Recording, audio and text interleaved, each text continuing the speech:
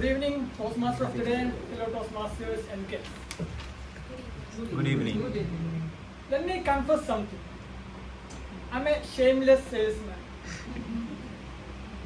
As mentioned here, 5 months ago, I convinced 3 friends for a 5-day trekking to Hamta Pass in Himachal Pradesh. 5 days, no network, cold nights, and guaranteed leg pain. Looks like it's an easy sale, right? Wrong. They had every excuse to say. They said it is too risky. They haven't done any trekking so far. Can we just postpone it to some another day?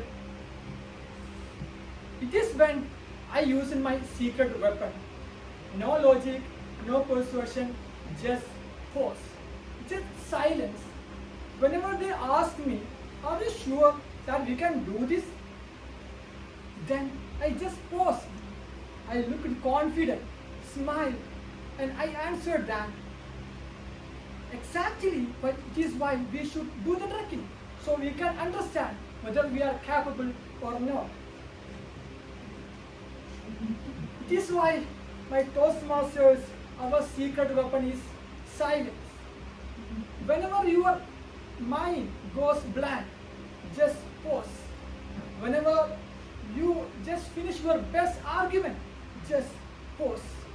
Whenever you get nervous, just pause. Because that's how we get 3 things here. Here, this silence make 3 points. First, they become more curious to our words. They become more interesting to hear our words. And at last, our words become to land much more harder to their minds. So here is the tip to you, my fellow Toastmasters. Silence and pause in our speeches is the greatest weapon we can use.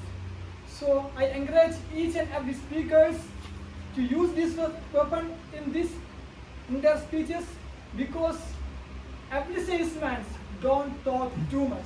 They talk less but with more confidence and controlled silence.